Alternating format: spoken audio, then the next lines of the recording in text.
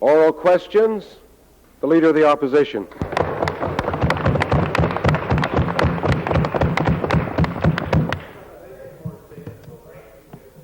Mr. So did Stuart Smith. Speaker, I know all members would like to join me in welcoming a very fine Ontarian, someone who distinguished herself admirably over the last few months. Sitting in the first row of the East Gallery is Gina Brennan, and I would invite you to join us.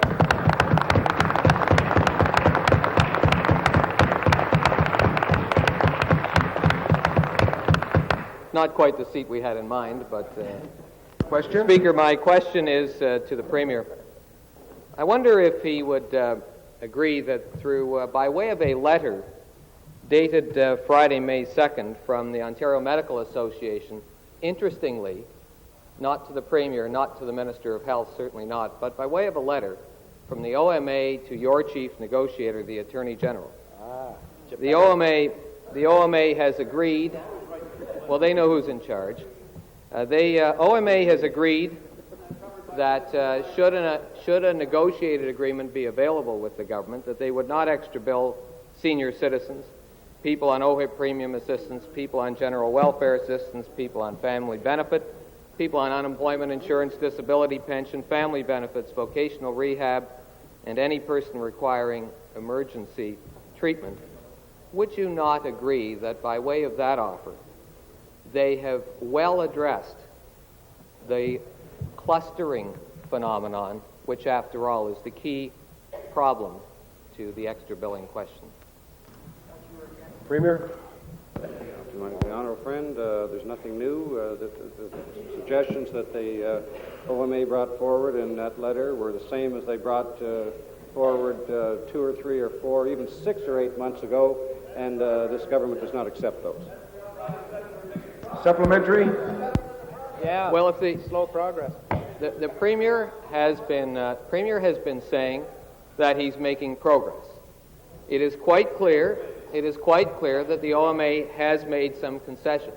Whether they made them last Friday to your chief negotiator or whether they had made them previously, the fact is the OMA has now moved significantly and, in addition, has indicated its willingness in that same offer to discuss and try to resolve any other problems related to accessibility. Now, will the Premier not agree that he has made some significant progress? The chief negotiator has now succeeded in reducing a large portion of the clustering phenomenon. And wouldn't that mean that you ought to continue serious negotiations with the OMA instead of giving them the back of your hand? Order. Premier? Well, I say to my honourable friend opposite, there's nothing new in this. It was discussed, I think, 6 or 8 months ago. The government does not accept that, and we're hopeful there'll be some other avenues of forward progress, but we do not consider these suggestions to be forward progress. Final supplementary? Well, last week, the Minister of Health, in response to a suggestion offered by the New Democrats, said that he would approach the OMA to ask them to suspend all extra billing while the discussions continue. I have a suggestion, therefore, for the Premier. By way of supplementary? By way of supplementary. Would the Premier now approach the OMA and say to them very reasonably that if they will suspend immediately extra billing of the people they've offered to stop extra billing, that you, in exchange, will suspend pushing through Bill 94, perhaps until the end of this year, so that reasonable discussions can be had with a view to averting a strike as soon as Thursday Premier? this week. Here, here. Speaker, I consider myself a very reasonable man. You obviously would like us to do nothing in this matter. Our friends opposite would like us to have moved yesterday. We believe we are conducting these discussions in a way that is hopefully conducive to some kind of a settlement. But your suggestions again today, and I'm not sure how many times we've discussed this in this House, are not constructive in my view towards moving this forward. There's nothing new in your ideas, and you're asking us to back off, and the answer is no, we're not going to back off. That's You question the Leader of the Opposition? You are bound and determined to have a health care strike in question? this province because you seek a political victory instead of looking after the You health question?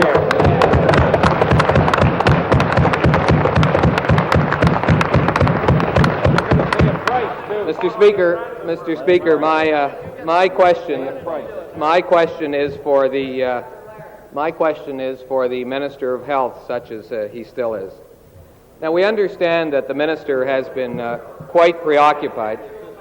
We understand the minister has been preoccupied as of late, carrying the Attorney General's briefcase and briefing materials. I want to ask this question to the Minister of Health. There are today 94 people who have waited 114 days for a chronic care bed in Sarnia. In Sudbury, there are 100 people who will have to wait 6 to 9 months. And in Barrie, there is a shortage of 112 nursing home beds. And my question to the Minister of Health is this. We know that you will brush this off by saying you inherited this situation. Question? But you will also know you've had 1 year to address this problem. My question is, what have you done in this year specifically to alleviate that shortage? Minister? Well, you know, my friend, the member from St. Andrew, St. Patrick, who was at one time Minister of Health, asked what was done, and nothing was done. We are moving to address the needs which he has so well set out. We have, in the speech from the throne, indicated that there will be long-term planning with respect to capital needs for construction in this province. And I can tell you that, Mr. Speaker, we're moving ahead to make provision for those particular needs that have been identified throughout the province by groups like the hospital or the district health councils and some of the health care providers, including nursing home operators in the province of Ontario. Supplementary? My question to the Minister is this. Apart from the planning which you just referred to, and apart from the white paper, is it a white paper that the Minister for Senior Citizens is still working on? A white paper which I might add we were able to write ourselves, a better one, do it more quickly than he's been able to do in a year. Apart from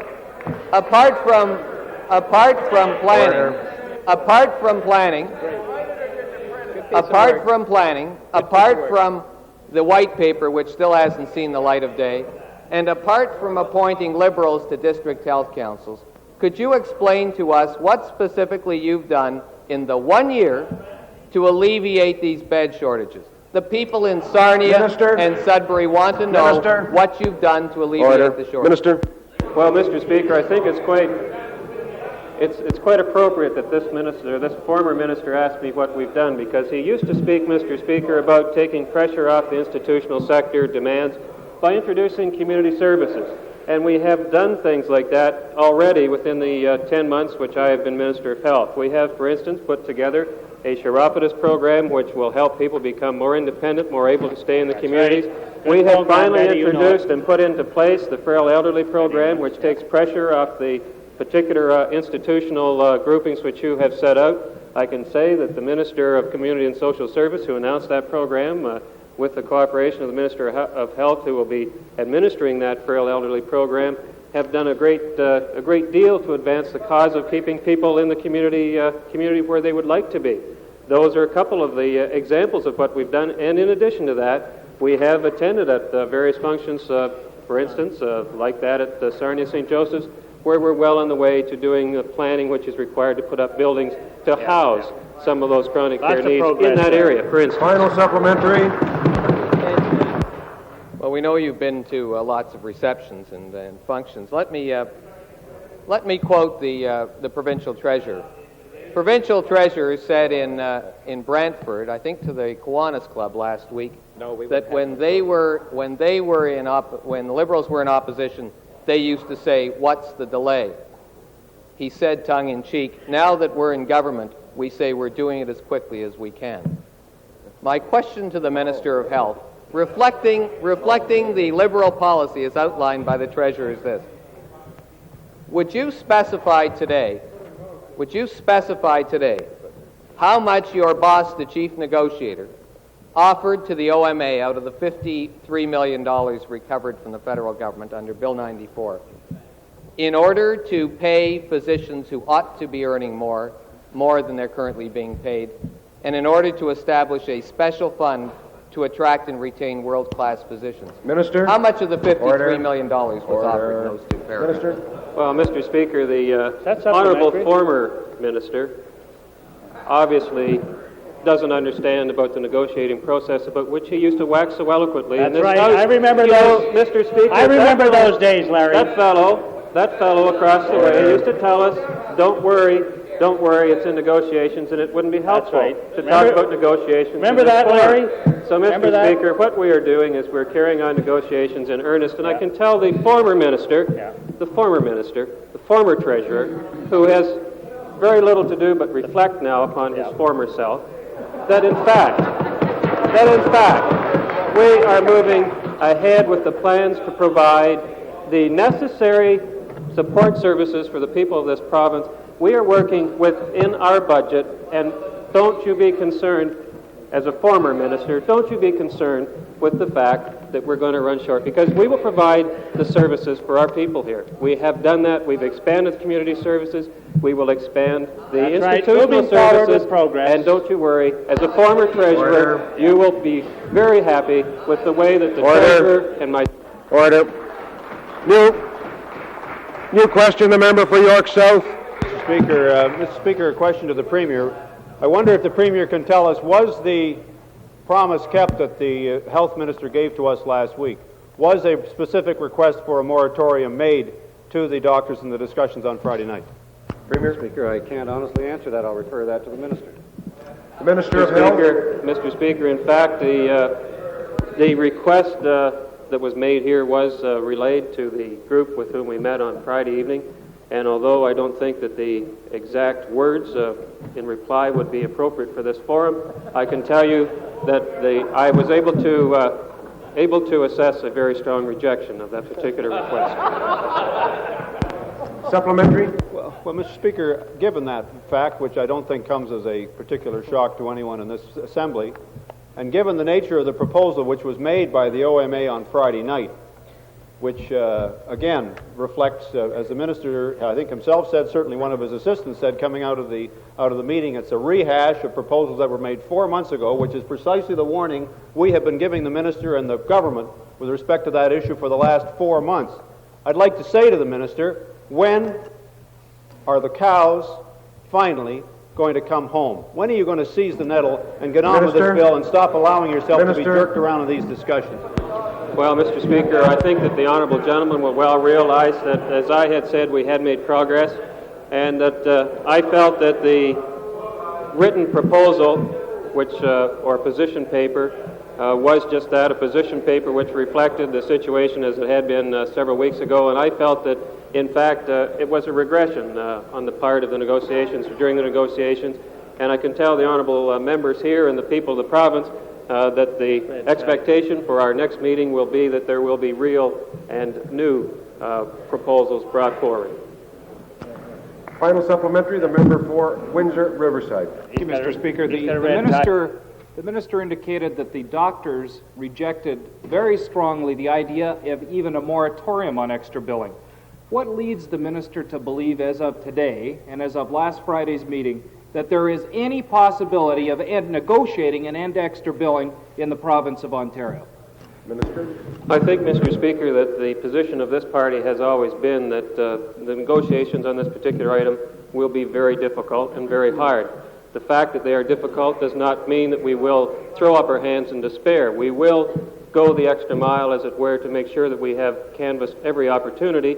And we can tell you, as the critic for your party, which has been very consistent on this matter, that in fact extra billing will be ended. It's a little bit more difficult to pick up consistency there, but I can tell you that we are committed to ending extra billing. New question, the member for York South. When, oh Lord, when? My next question, Mr. Speaker, is to the Premier. I'd like to ask the Premier a question.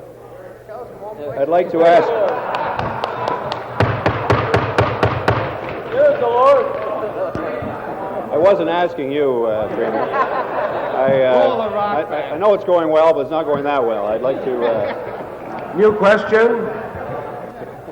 I'd like to ask the Premier a question about Darlington. In January of 1984, you were quoted as saying that construction on the gigantic nuclear power station would be stopped in its multi-billion-dollar tracks if the Liberals are elected. I'd like to ask the Premier... We have asked you several times since the House has come back with respect to this project. The Select Committee has made its recommendation with respect to a 6-month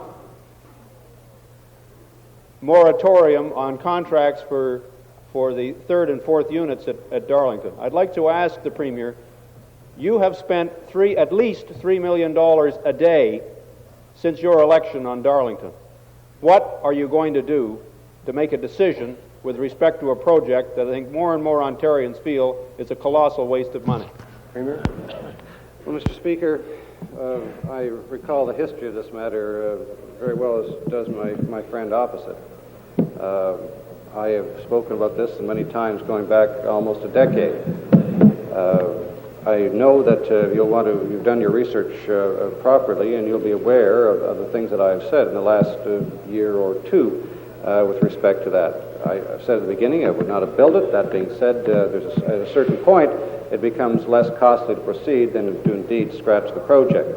You'll be aware that some $7 billion or so has been invested. Those interest payments are ongoing. This is no different than I said during the campaign and prior to the campaign, and I know you want to check the record on that. Well, generally you have pretty good research over there. You should check it out. And is that the kind of situation that we're in? The Cabinet is reviewing the matter. The Minister is reviewing the matter. It's an extraordinarily complicated one in terms of the amount of money that's already been committed. And our job here, like so many other jobs, is to minimize a loss and optimize the opportunities for the taxpayers of this province. Supplementary. Mr. Speaker, to the same exalted gentleman, June the 30th, 85, $3.5 billion spent and committed, not 7. October the 30th, 1985, $4.6 billion spent and committed, not 7. Those are the facts. $1 billion committed, spent and committed between June the 30th and October the 30th, and we don't yet have the latest update from Ontario Hydro, but we know that it's very extensive because they've been spending money like crazy to get in before any decision is made. I'd like to ask the Premier why you have let this matter drift for 10 months. You have failed to take a decision with respect to the recommendation of the special committee made last December, although your Minister of Energy said we'll have a decision very soon. Why have you failed utterly to make any decision with respect to Darlington when it's costing us $3 million a day in expenditure that may be unnecessary if you have the courage to take the decision that needs to be taken in this province? Mr. Speaker, to my honourable friend, he will be aware that when a capital dollar, and any dollar for that matter, is spent in this province, because we are deficit financing, those interest costs run in perpetuity.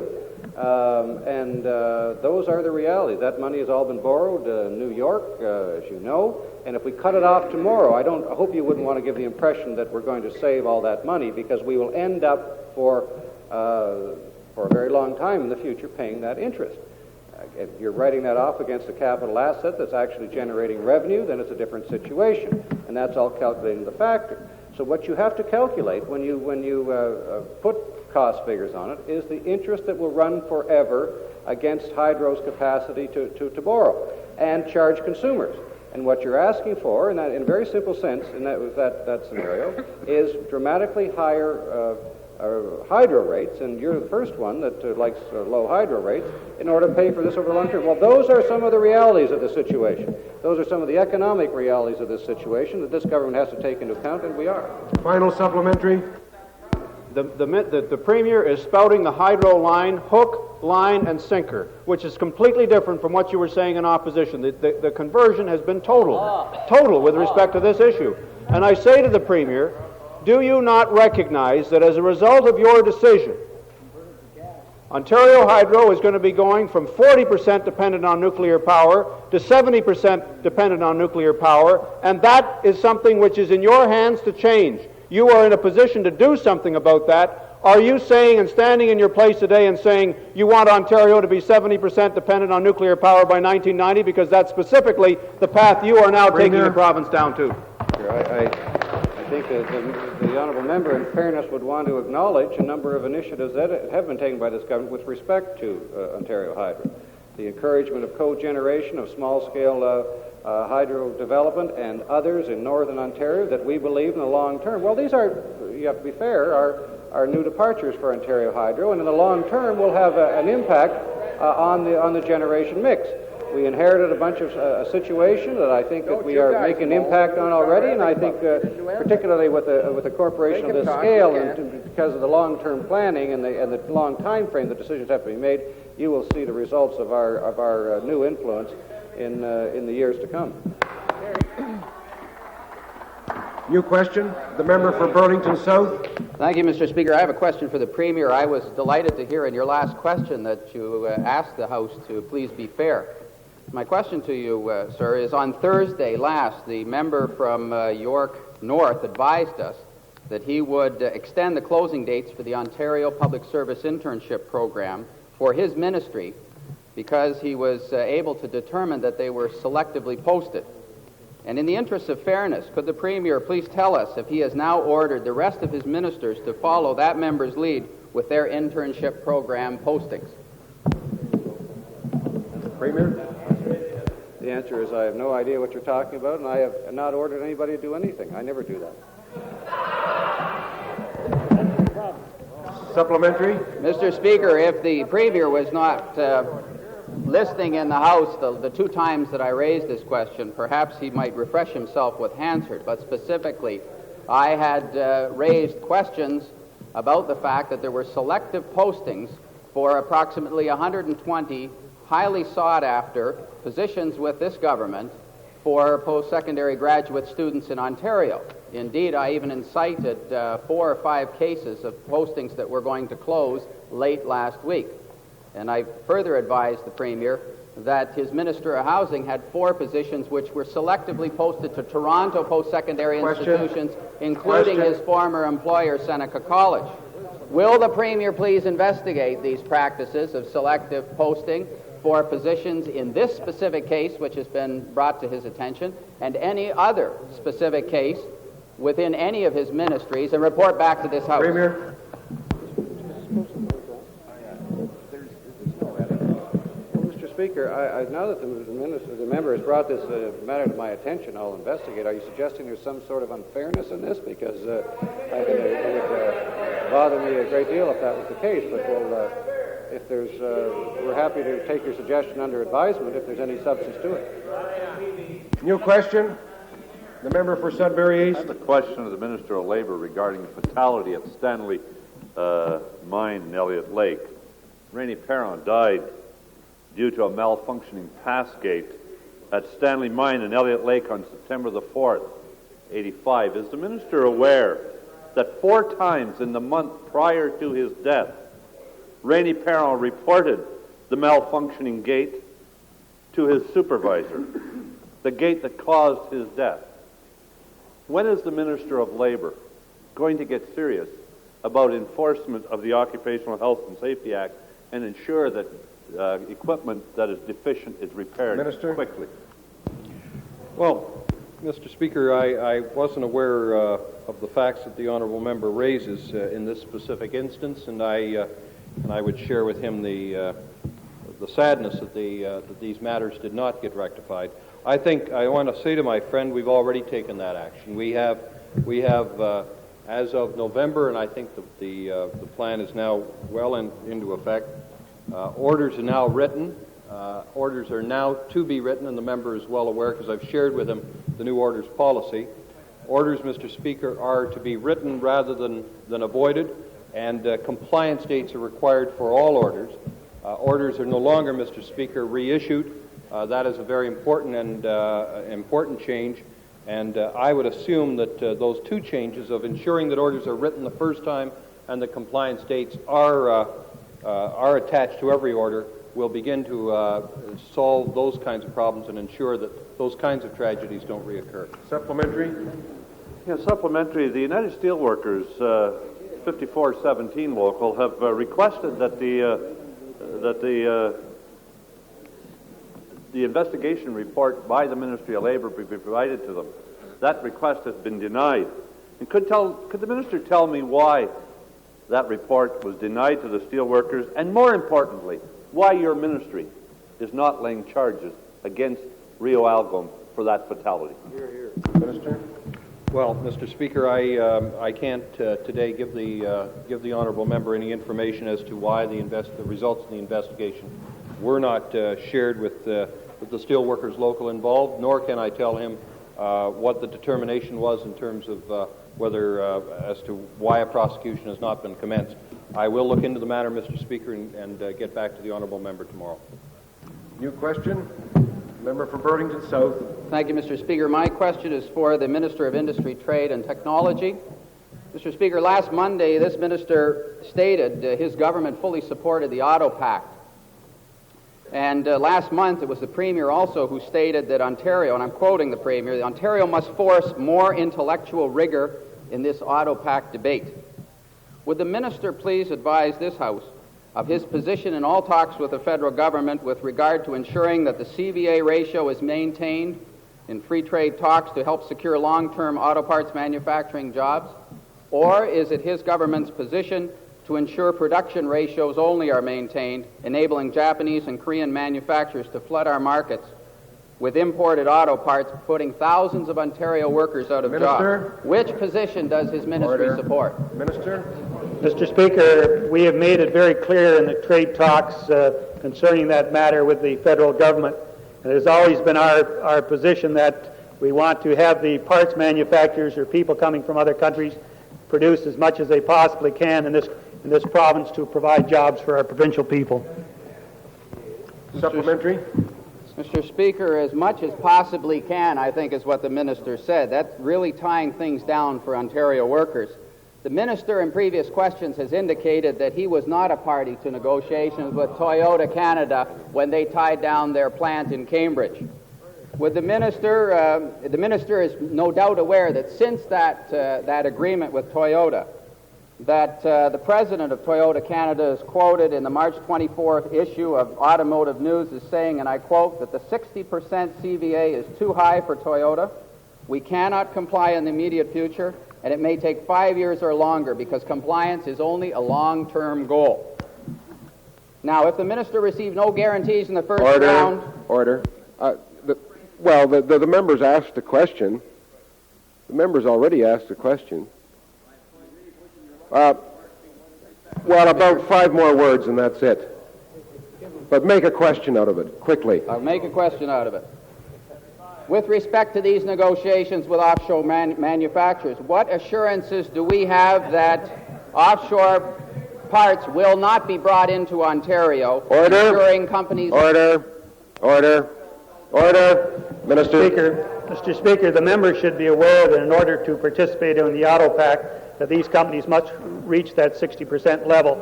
And they have stated to both myself and to the federal people that they intend to reach those levels. New question. The member for Lake Nipigon. Merci, Monsieur le Président. I have a question for the Premier. The Premier will be aware that the chairman of Kimberly-Clark International, Mr. Darwin Smith, flew into the riding of Lake Nipigon last Saturday to make a startling announcement.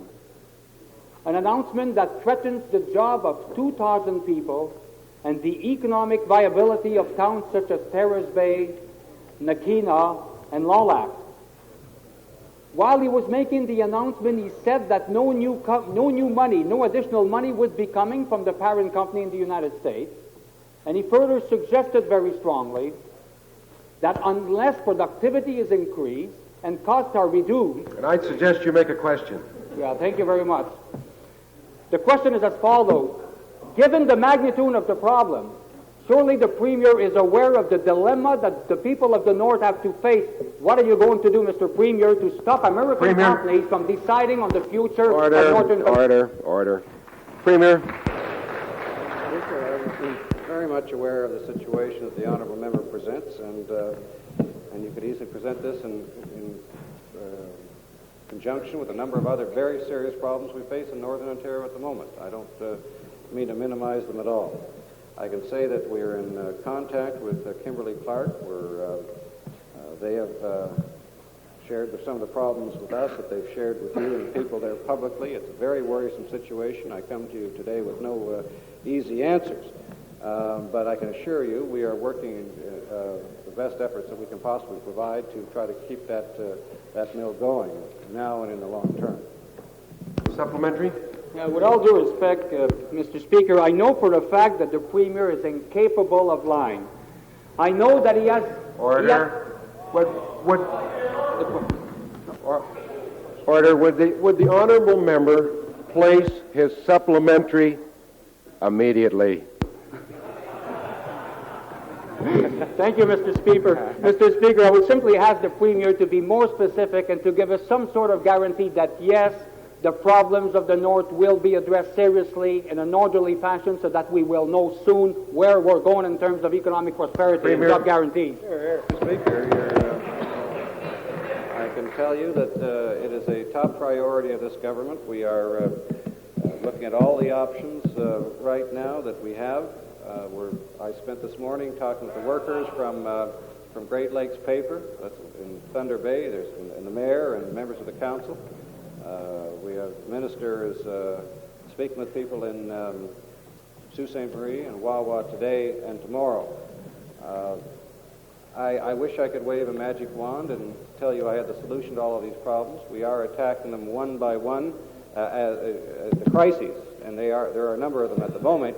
I can tell you in addition to that, we have made a major commitment to northern redevelopment and to broadening the economic base. We've discussed those things in this House before. But I can assure the honourable member that it's a very worrisome situation in general, and it does have the full attention of this government. New question. The member for Wentworth.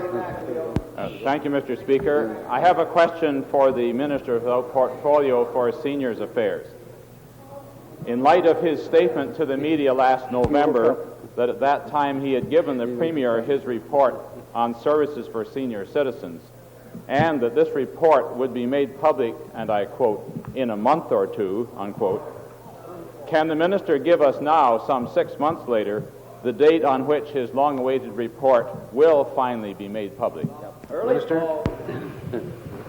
Thank you very much, Mr. Speaker. The response is twofold. First of all, the report was into the Premier in the month of October, and the Premier and my Cabinet colleagues reviewed it in complete detail. The report, having gone through the various committees of Cabinet, has been put into the printing process. It is at the printers right now, and as soon as it is available, the Premier will make the decision on the date, but it will be very, very soon. Supplementary? Yes, thank you, Mr. Speaker.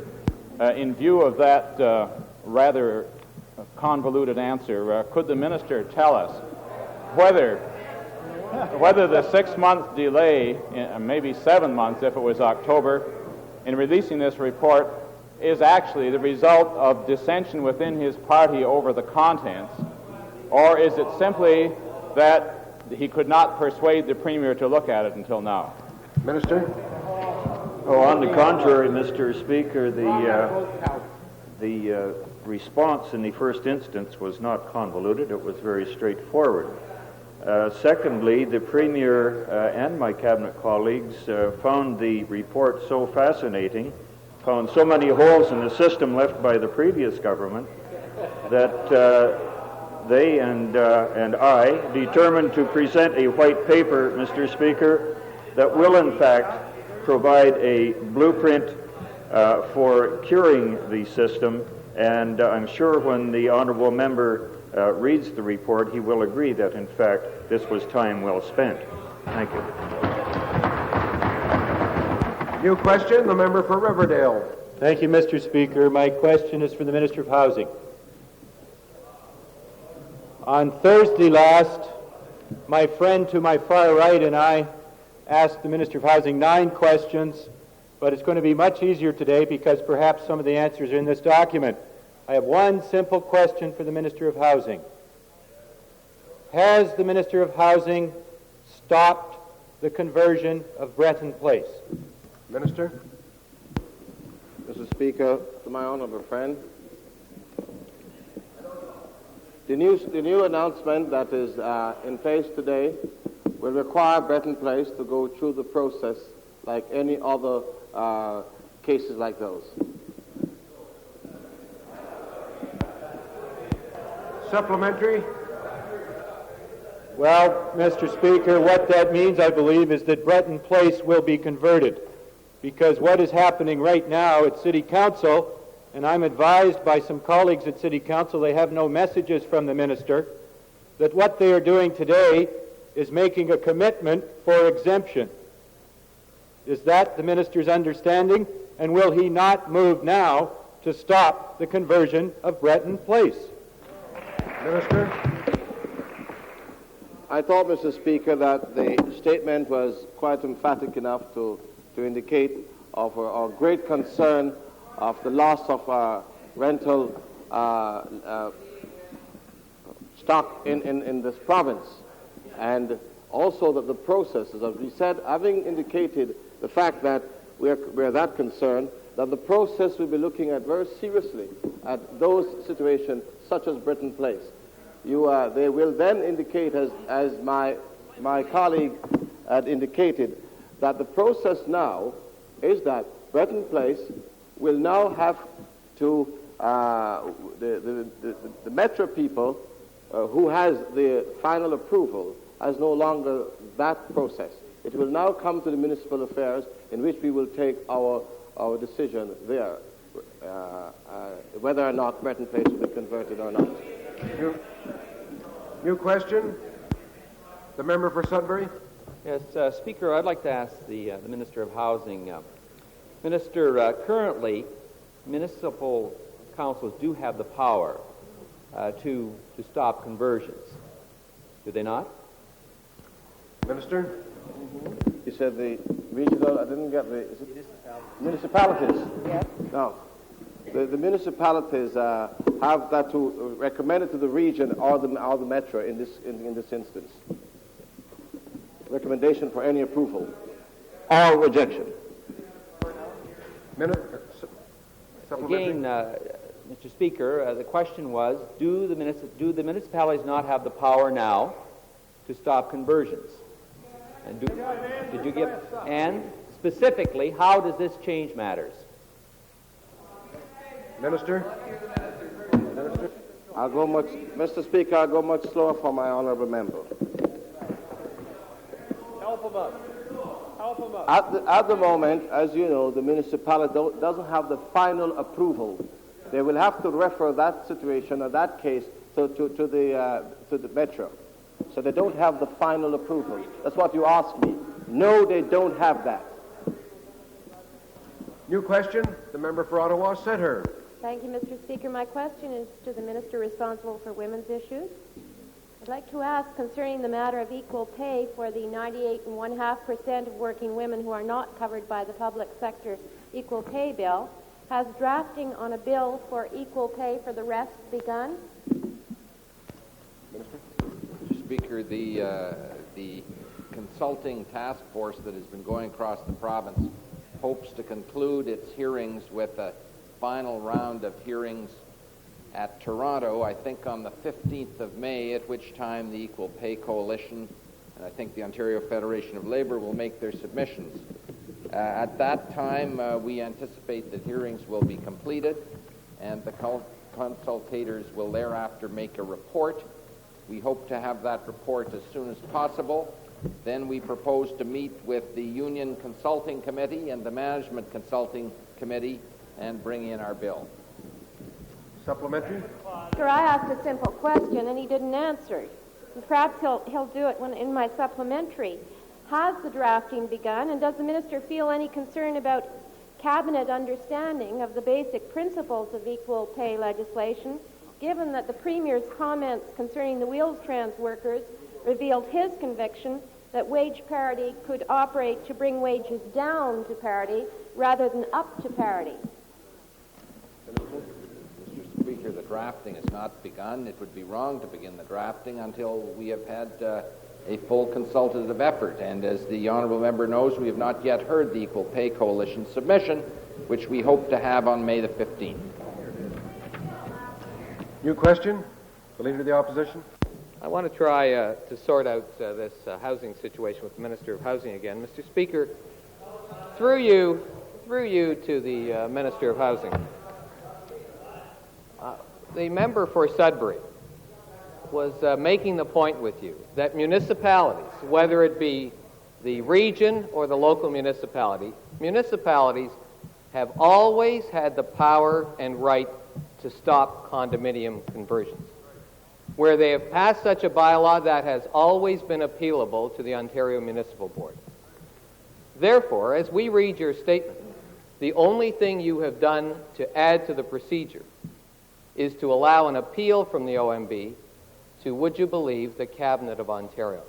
Now, would you confirm our understanding of the sum and substance of your statement? Is that right? Minister? Maybe I better step through the process then, Mr. Speaker. And I take the case that is before us about the Breton Place. It went before the Neighbourhood Committee, and they then recommended their decision for approval to the Metro, to the municipality.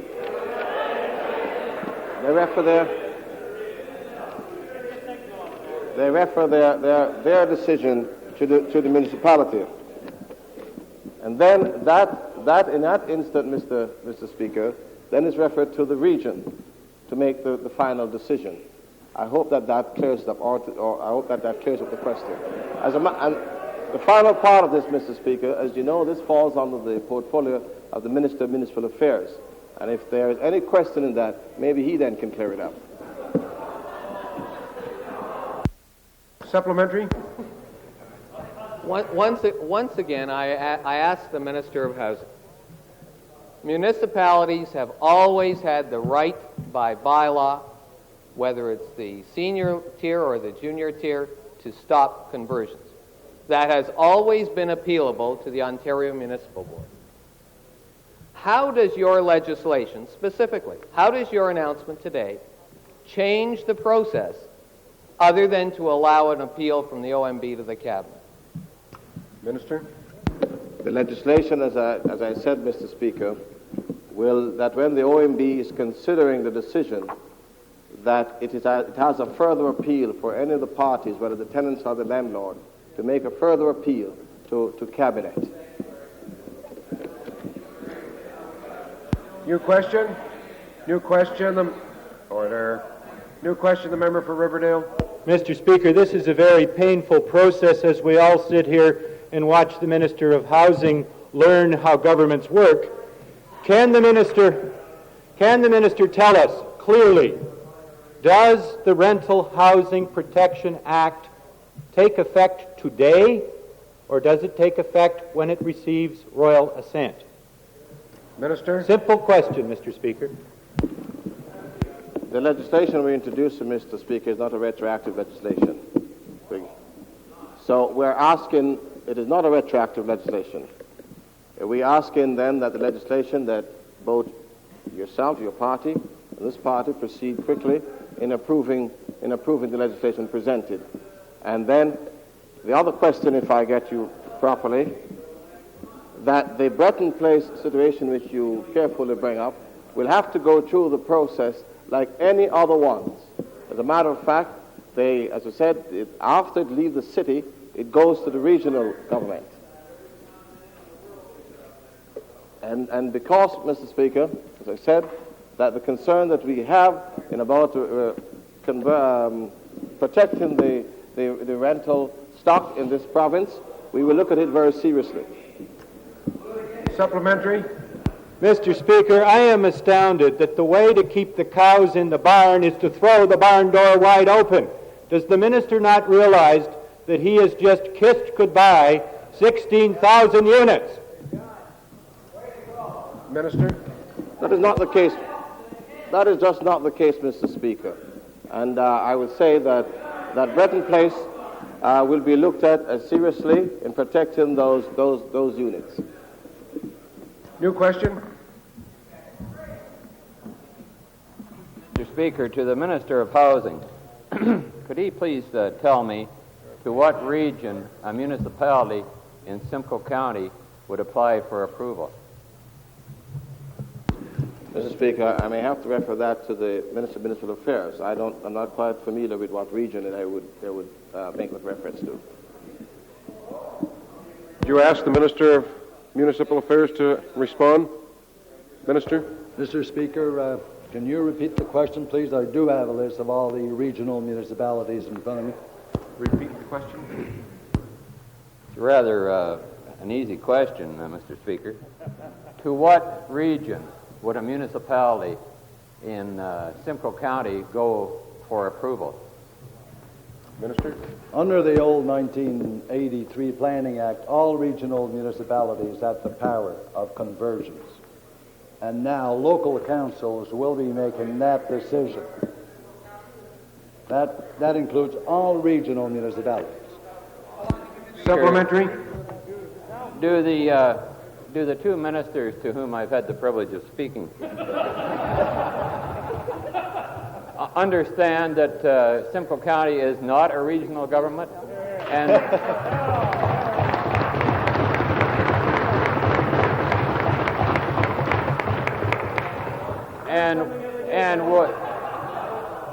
And would they together undertake to get me an answer to this very important issue?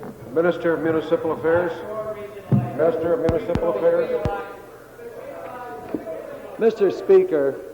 Speaker, what I tried to do is correct what was said in the House before on the question.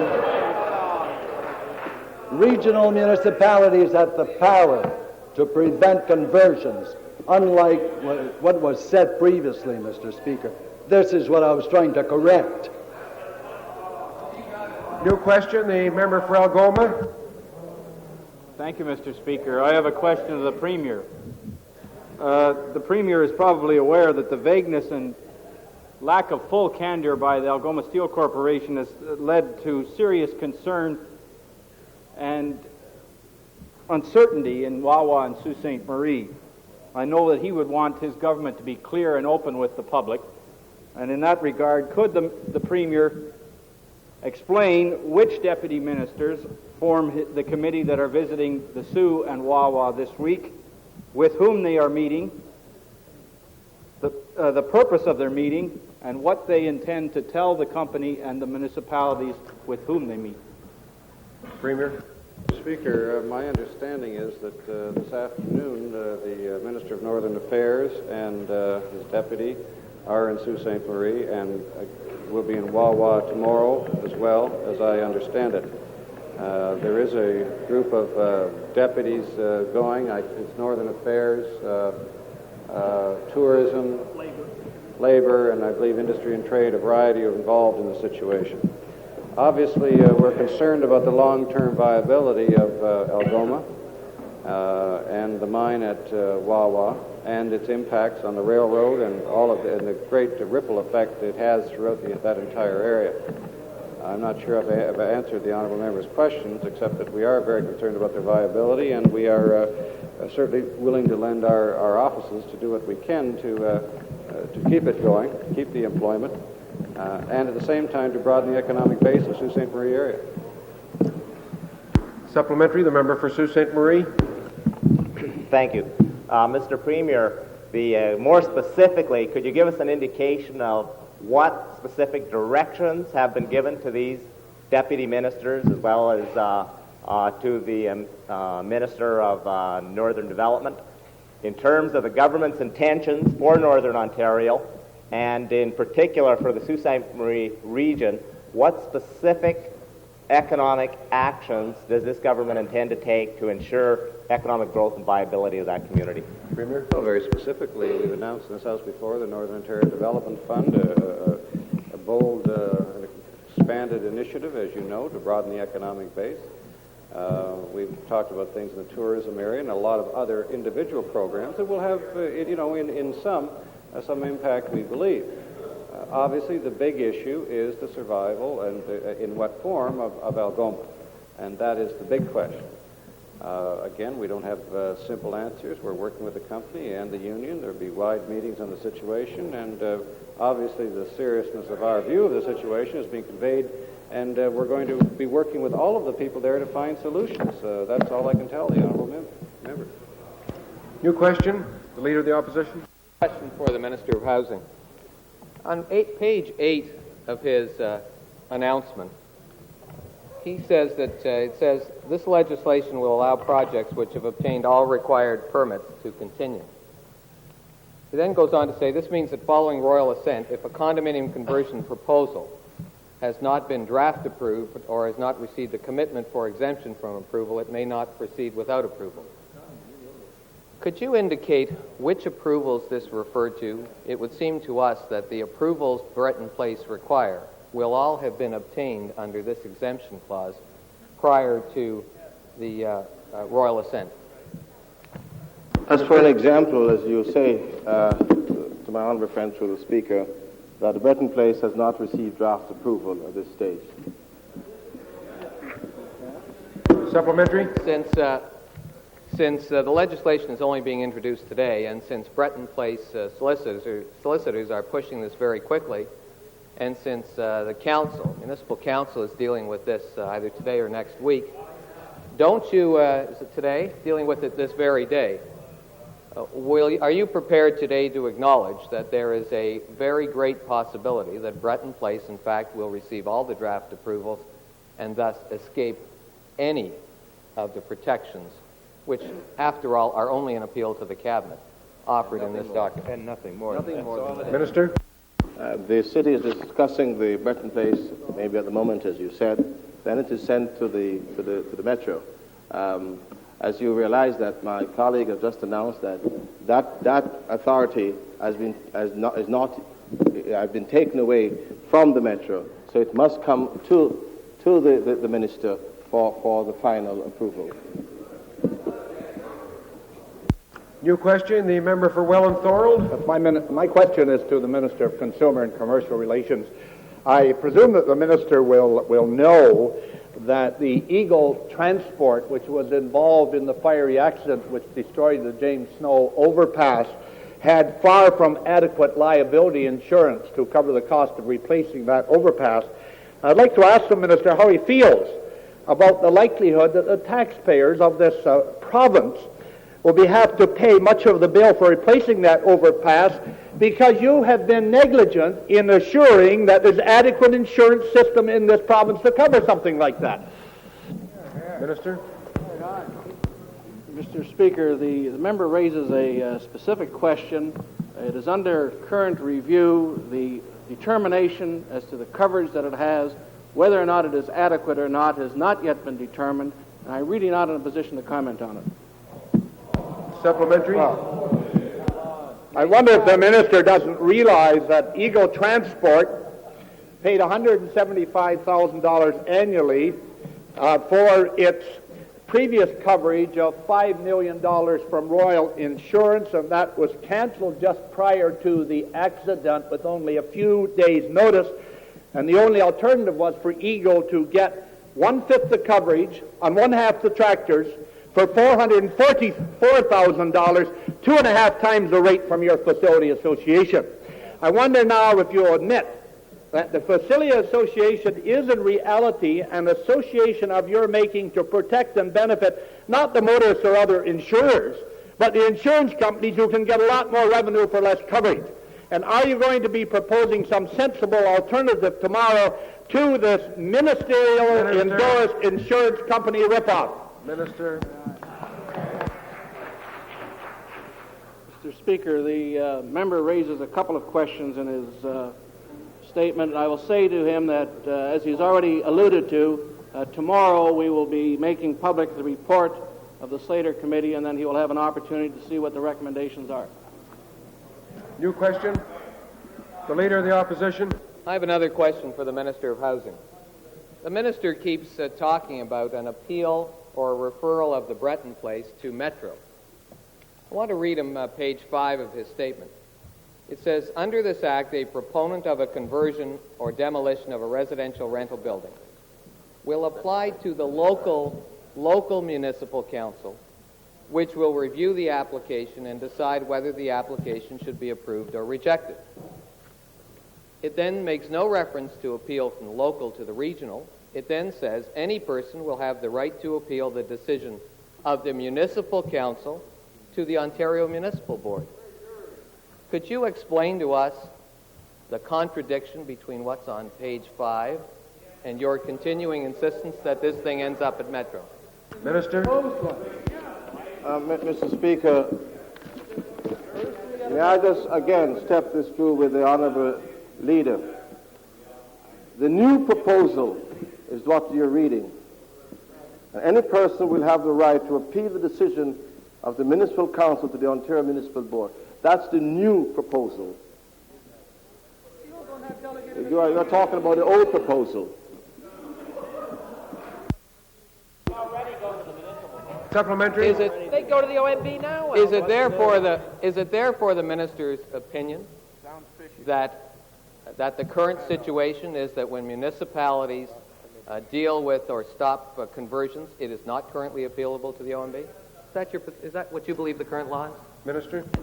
My understanding, Mr. Speaker, is that at the moment, especially in a case like this, at the Breton Place in which you ask, that when it goes to the Metro, it only goes... Well, that was my understanding, that this will go to Metro to be rubber stamped. Under the old Act.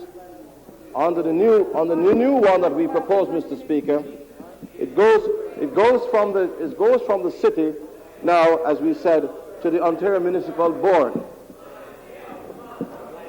Order. The member for Lakeshore. Mr. Speaker, last week I raised the question of intervenor funding and was assured that a policy was in the works and in the interim ad hoc approvals are being given. I'd like to ask the Minister of the Environment whether this ad hocery is going to be extended to the citizens of Northumberland and Haldimand who are opposing the enormous facility that's being proposed by Consumers Gas. Minister? Does the member for Lincoln have an additional question here? You're not allowed that, okay. In regard to intervenor funding, we don't use the word ad hocery. We use designated, I think is a better word, or case-by-case basis. This is for those who didn't take Latin. That's right.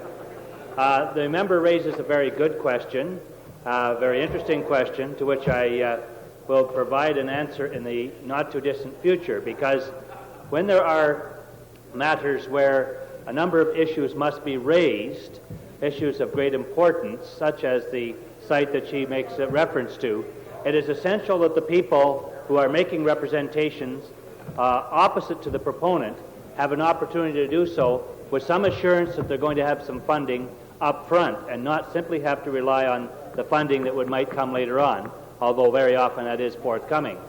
In order to do this, we have to ensure that these people are aware of this funding, and I can assure the member that there will be an announcement made in the very near future in this regard, and I think the member will smile when she hears this announcement. If that's the Minister's opinion, I don't know why he couldn't just say yes or no to my question, Mr. Speaker, but let me put it this way to the Minister. Is the Minister aware that the citizens in that area have already raised and spent a considerable amount of money in their fight for the Environmental Assessment Advisory Committee and for legal advice? Is he aware that the citizens are the only interveners in this hearing who are intervening on behalf of the environment? Is he aware that the hearing has already begun?